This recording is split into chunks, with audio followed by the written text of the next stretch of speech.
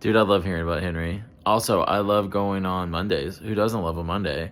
I Joke's on you though, because these usually come out on Tuesday because I do them late at night on Mondays because I have ADHD. I don't know what else to tell you other than deadlines are hard for me. Man, I love hearing about Henry. I love hearing about him swimming. I love the idea of consistency over perfection, right? Like the idea of working through it, supporting, being willing to fail without like devastating consequences, right?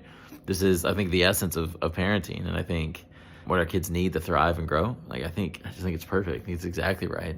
Also, I want to see every single one of his ninja moves into the water that he calls cannonballs. That's awesome. That's exactly right. That's what we need to be doing all summer long. Everyone needs to be doing ninja moves into the water and calling them cannonballs. I've been thinking a lot about this idea of talking to parents about parenting, which is what I do professionally and what we do in this podcast, and how much I just fully reject parenting advice.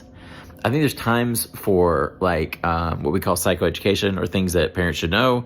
Like, hey, here's a strategy you can use, or here's a thing that maybe you haven't thought about well, or like haven't thought about or like put together that might be helpful. And I don't think those things are bad, but I do think parenting advice, which is parents should do this, almost always falls flat. At least it often does for me, and I think for a lot of people have that same experience, right? Like, parents need to do this almost always creates this idea around this generic child. And if you're not doing this thing for this generic child, you're hurting them, you're not giving them what they need, you're not supporting them well, you're not being a good parent. And it just creates tons of shame.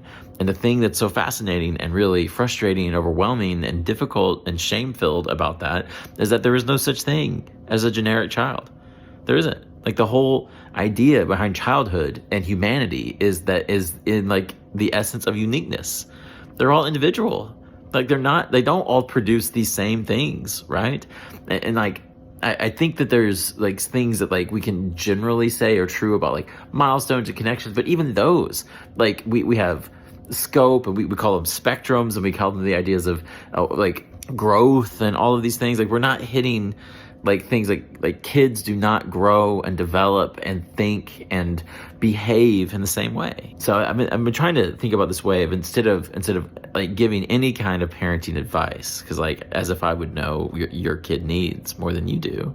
I think what's been helpful for me in a lot of ways, and I think the way that I approach in the therapy room, is this idea of like, how are we approaching things?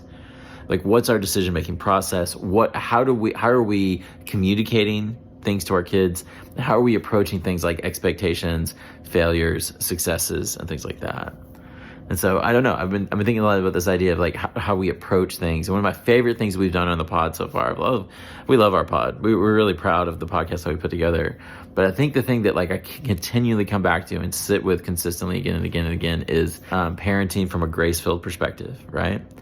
And thinking about how do I create a scenario for Jonas? How do we create scenarios for our kids that is based not in expectation, not in results, not in this thing that they're going to be or they're going to have when they're grown-ups, but instead as fully human, fully growing, and expecting mistakes and mishaps and things that are not perfect, right?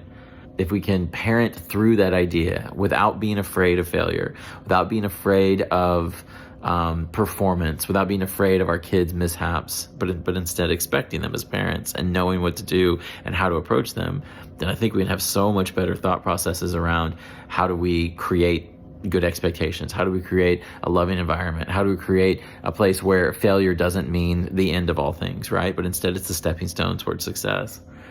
So anyway, those are the things I've been thinking about, those things I've been trying to like implement here, and the way that I'm trying to put more and more like thought processes and connections and language to graceful parenting, and like how do we love our kids in the way that the Father loved the Son and the prodigal son? How do we love our kids in the way that Jesus loves us, Jesus loves his disciples? Anyway, I'd love your suggestions on that, guys.